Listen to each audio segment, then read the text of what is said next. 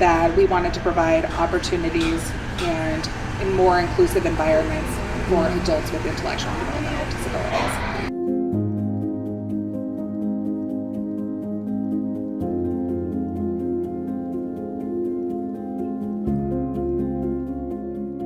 Well, I am excited that we're here spotlighting Festive Cup Coffee and Gift Boutique. Angela and I have the pleasure of interviewing Amy Lunstra. We had the opportunity to come in here, and it just caught us as different. Just from the moment we walked in the door, we saw the gift shop, and the coffee was amazing. And then we asked some questions, and we found out a little bit about your story. So we'd love to dive deeper into that and share that with whomever's watching. Awesome. I'm just excited for the opportunity to share the story and get the word out there. Right on. So first of all, how long have you owned Festive Cup? I became the owner of Festive Cup in July of 2020, so just like at the beginning of the pandemic, just when things kind of started reopening again.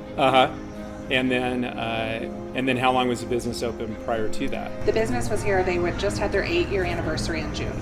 Okay. So we are now 9 years in. Wow. And then what were you doing prior to this? I was a teacher. I got kind of the whole gamut of grade school. And then my kids were entering into Douglas County elementary schools, so we wanted to transition there and thought it'd be easier if I was on the same schedule.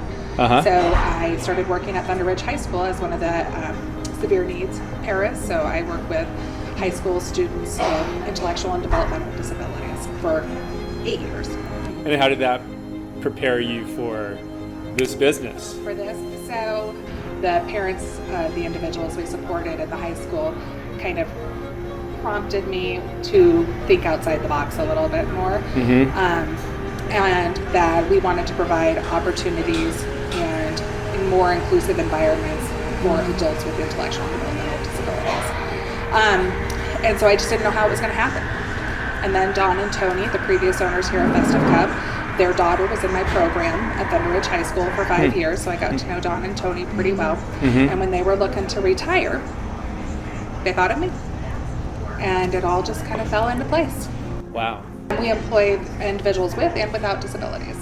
So I have a few of my former students that are working here. So Abby's here today. She'll be here with us till 6. She's great. She's amazing. Yes. She's been working here since July, she told me. Yeah. So every hour that I'm here, we have somebody with an intellectual or developmental disability that is also working at that time. How do they get to work? Or so the majority of them, their families are able to bring them in some way, shape, or form. We do have Anna. She picks up one of our individuals that we support and brings him here to work with her.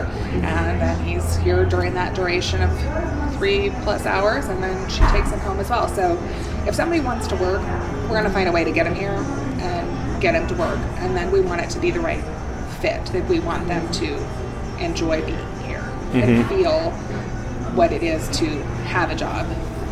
And I would like to talk about the gift shop part. So what is your strategy with the retail? Apparently there should be a strategy. Being new at this, I got the gist of it, but when it comes down to it, you're ordering from 50 to 80 different vendors for different things, as far as the different lines that I carry in there. And then we're trying to support the local community as well. So if there's artists that have something unique that they think would do well, we have conversations with them about getting their items here in the shop as well. So there isn't really a strategy. If something is selling well, I get it. But it is still a learning process as the market is continually changing.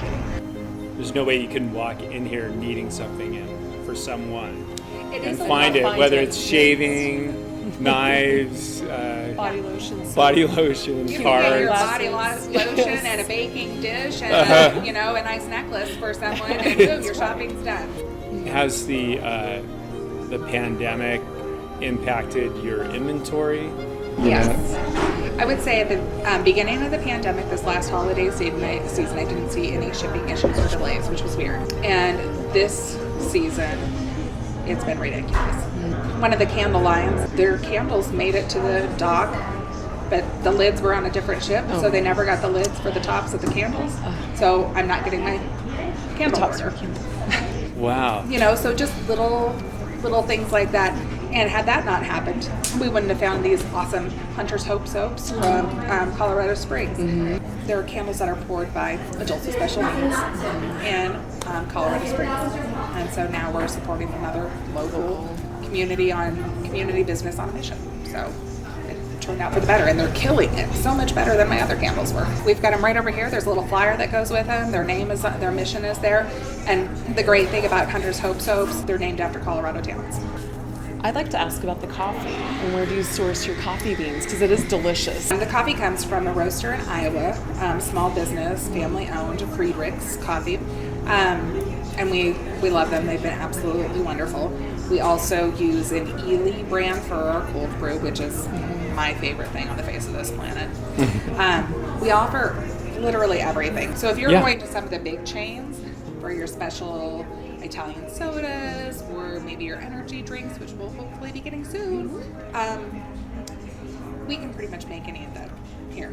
If you can dream it, we can make it. We are hoping to start roasting our own coffee soon. That'll smell good. Yeah. So soon, I'm saying soon is within 5 years. Okay. But we can roast with a local roaster, and they can match the flavor of coffee that our customers are used to.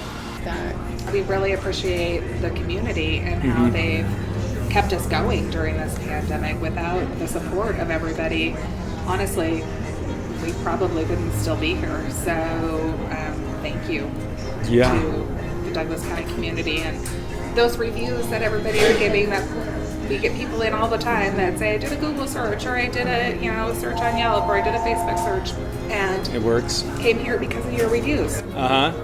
You have to make sure that you get our team mascot, Java. So Java is hopefully, God willing, going to be trained as a therapy dog here within the next 6 months to a year.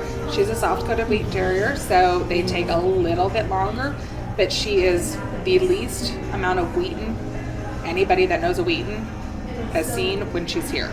At home, she's 100% holy terror. But here, she's super chill, and I can let her off leash, and she's not going to go jump on you. She may steal a muffin, so we've got a little bit of that to train. But she's super relaxed. We love seeing the customers come in just to get their Java fixed. Oh, well, thank you. Thank you for giving us the opportunity to spotlight your business, and we'll be coming back for coffee and gifts, and invite those of you out there on Facebook or YouTube or wherever you're at to come in and pay a visit here. It's really excellent.